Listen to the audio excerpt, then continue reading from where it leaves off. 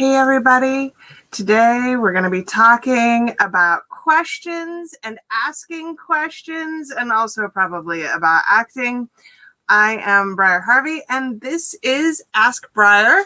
My first guest today is the glorious Jessica Lemmons. Welcome. Hi beauty, how are you? I'm all right, how are you? I am doing well. Good. So, 30 seconds, introduce yourself, tell us what you do. Okay, so hi, my name is Jessica Lemmons. Yes, I got teased a lot for my last name as a child, but now I love it. I am an artsy-fartsy human Swiss Army knife. Not actually very farty. I solved that problem when I was a kid. But now I am primarily a copywriter for trade, and whenever I can, I am a working actor. Obviously, that's not a thing that can happen right now, but I know, it's so sad. It's such a sad thing that it is not happening right now. That's one of the things that I'm mourning the most about pandemic. Oh, times. absolutely, me too. And this is why we're here doing this thing, because I don't get to go to a stage anymore. So I had to bring the stage into my lovely office basement because I had to do something. Mm-hmm. Been there, been frequently still there. Yeah. So, okay, you had a question. Well, I was not really sure what my question should be because I frequently get deer in the headlights syndrome whenever I'm like, I should ask something, and then everything flies out of my brain. So my question is, have you ever experienced that, and how do you combat that? Because I've had that happen many times, not just in like chatting with a friend settings, but in courses that I've paid a lot of money to take. People say, any questions? And I'm like, now would be a great time to take advantage of this thing that I am paying lots of money for. But my mind is gone. And when you get off the call, 58 things are going to come in immediately. Fuck, I should have asked that. Why didn't I ask that? So, yeah. Want to see? Yeah. Notes. Notes. I have pads everywhere. Well, these are index cards, and I literally, yes, I have a whole entire stack that lives on my desk, and then I have a stack in my bedroom. There's a stack in the kitchen, and pens everywhere too, because I don't remember anything. Like, it's there 1 second and gone the next. So if there's not some form of capture. And I've tried everything. I've tried digital systems. I've tried, bullet journals are great and I love them, but they don't work for the quick on the fly capture. Not at all. They just don't. Nope. So index cards I picked this up from Ryan Holiday, actually, who talks about he's got fucking crates of them at this point in time, boxes and boxes and boxes, because he'll jot down quotes, he'll jot down thoughts. Now, the thing about index cards is, they require reconciliation. So I have to put a place on my calendar where I literally go through the index cards. Otherwise, I end up with stacks just as big as the blank ones, full of bullshit and I'll go through it like, oh, that's not relevant anymore. Oh, that's not. I missed that one. There it went. So, yes, index cards, and I keep them on my desk for during classes. I keep them handy, and then I just take notes. And I think that the best way for us to process things is through writing. So, there's something about writing by hand that at least helps me remember what the question was, because frequently I'll forget my index cards too, because writing it down is like writing it across your brain. Right. Right. Yeah. So at least if I've written it down on the index card and I don't remember the index card, there's a 70% chance that I've got it. That it's in there somewhere. You wrote it down. Right. Okay. Do you find index cards more helpful or notepads? We were talking about index cards. So index cards are what I've settled on. And little pocket journals, that's what my husband uses. You know, the little teeny tiny ones, Moleskines that you can stick in your pocket, and his get sat on and beat up, and then he just X's pages out. But that doesn't work for me because it's too linear, and I can't just pull out the card that I need at that specific moment in time. And that's why cards work for me, is because this is the only thing that I am doing for the next 30 minutes, this card. Okay, no, that definitely helps, because it's similar to the deer in the headlight question thing, but I get a new pretty journal and I'm like, oh yay, I can do this with everything, and then I'm like, I don't want to wreck it. I don't want to wreck it. I know. I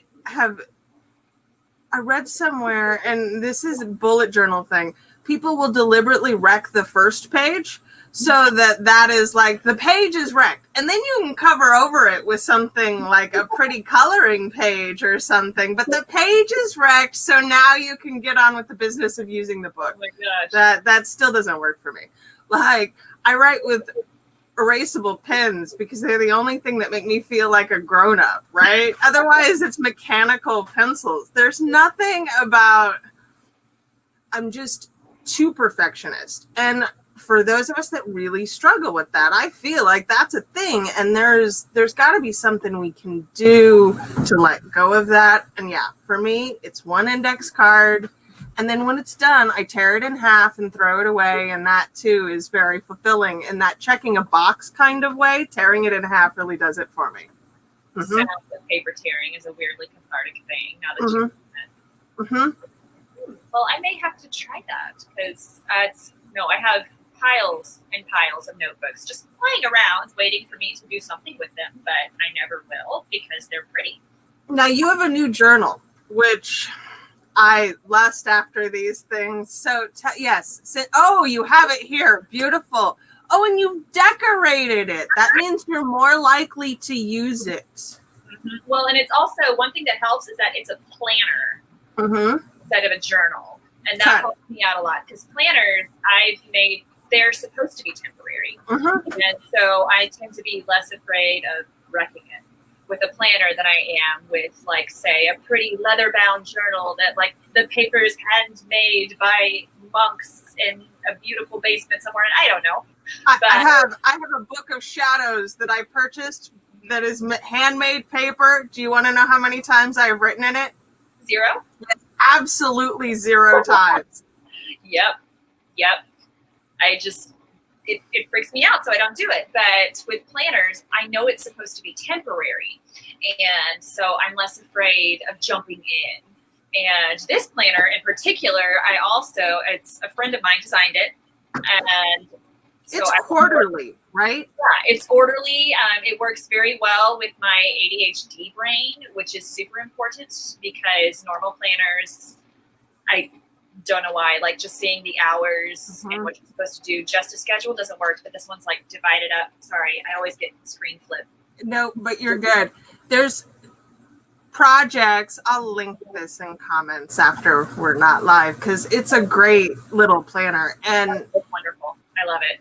And you've been writing in rainbow colors, which I also quite like. Color coding, that's where I live. But yeah, it's divided into boxes, and so that helps me organize, like, what needs to happen with work. But doesn't help me remember questions so much. So I'm going to have to try the index card thing, because that thought had just never occurred to me. So another beautiful thing about index cards is that you can buy, do you remember when you would check out a book from the library and they had the little envelopes in them? Yes, so that you could stick the card from the card catalog, right? Yep. We're all old enough here, I believe, to remember these things. Yeah, those envelopes are perfect for index cards. So you can still buy those on Amazon, and then you can stick them in the back of your planner, or you can stick them in the back of your pretty journal, or there you go. That I never use. You never know. You never know. Maybe one day. All righty, my dear. Thank you so much for being here. This is amazing. Bye. Just have a great day. You too. Bye. Okay, so I believe Jessica was my one and only question today. So I am to the index card, and we are talking about, since we're acting, and I've been talking about this quite a bit, I wanted to talk about what pulled me here, why I'm doing this, and tell you an embarrassing story, because it wouldn't be a Briar moment without an embarrassing story. So, I have been on stages for about the last 25, 30. Oh, now I'm dating myself. I'm really old. I've been on stages for about 30 years now in various and assorted capacities. And I think that my absolute favorite moment about being on stage, and the thing that I am missing so much, is when you are on stage behind the curtain and the curtains are still closed and the curtains are still closed, and then they open, and there's that moment where the light shines straight into your eyes and you can't see anything. There's just this light blindness because all there is light. You know, the audience is out there. You can feel them. You can feel that anticipation. There's this pause, collective breath, maybe. It's really remarkable for me, and it is undoubtedly the thing that I am missing. So, back before I was as cool as I am now, I was in middle school. And my middle school career was rough. I went to one school in 6th grade. I lived in Denver at the time. And if you are not familiar with Denver, I was bused. So I lived in one neighborhood. I would get up very early to get on a bus to go to a school in a different neighborhood where we were... Busing was created specifically in Denver to eliminate racial segregation and white flight. I think it succeeded to a greater or lesser extent, although I believe they have discontinued the busing program since. So when I was being bused to my 6th grade middle school, it was not in a good neighborhood, and it was not really a great environment for me. And I was pretty heavily bullied.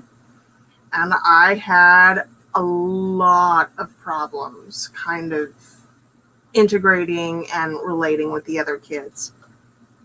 And so my parents, who were divorced at the time, decided to enroll me in 7th grade at the school that I would be going to in my dad's neighborhood. Which would mean, of course, that I moved in with my dad, and that was a whole another story for another time. But there I was, 7th grade, and because I had switched schools, I was basically starting over. And I didn't have access to the gifted and talented programs and classes that I did at my old school because I hadn't tested in. So while I should have been in those classes and was hanging out with those kids for extracurriculars and for other activities, I was not specifically in the gifted and talented program for the semester where they did Shakespeare and The Taming of the Shrew, which was pretty foundational for me. As a participant, not so much. As an audience member, certainly. So, they did The Taming of the Shrew. I got to go and watch The Taming of the Shrew. But I knew all these kids really well, and they were my friends. And so there I was in 7th grade in the second row of the audience, so absolutely enthralled by Shakespeare that I couldn't help but feel like I was a part of the action right up until I interjected a line But wait. Oh, yeah. Those are the moments, right? That was 7th grade. That one still wakes me up at night. We never really outgrow those things that we do that embarrass the hell out of us or that make us cringe or that we are afraid of. We just don't ever really grow out of them. We build them into who we are and how we exist and how we carry ourselves in the world. My embarrassing 7th grade interjection in Shakespeare was so formative, in fact, that it drove me to the stage because I wanted to be a part of the action. I wanted to be on the stage and not in the audience. And that's when I started getting into plays locally and with theater companies. And then in high school, I was in several theater companies. And then after that, I went on to dinner theater. And then I got pregnant and had a kid. And that is a story for another time. So, before I let you all go today on this very shortened version of Ask Briar, I could have questions. I've considered doing not live questions, allowing you to write questions in, but that's no fun. The fun is in the conversation and the interaction. And part of the reason that I have the conversation and the interaction is that for me, it's all about my network and building these connections and moving forward and really being a part of things. So I am getting ready to launch a new offering. I am going to be starting recruiting, basically, for my entrepreneurial friends who need to find their square person for the square peg for the square hole, right? Like, we need the right person for the right job. And because I know everyone, I am working on finding a way to match you to your right person without you having to do all the work. And knowing everybody helps, but knowing where to find people helps more. So what I'm looking at is a way to identify who your ideal employee is, because they'll buy into your vision, because they care about the same things that you care about, because they have the same mission that you have. And then we match you together and see how things go. I can potentially do all of the employee onboarding as well, because that's such a fun thing to do on your own, right? Onboard your employees. Okay.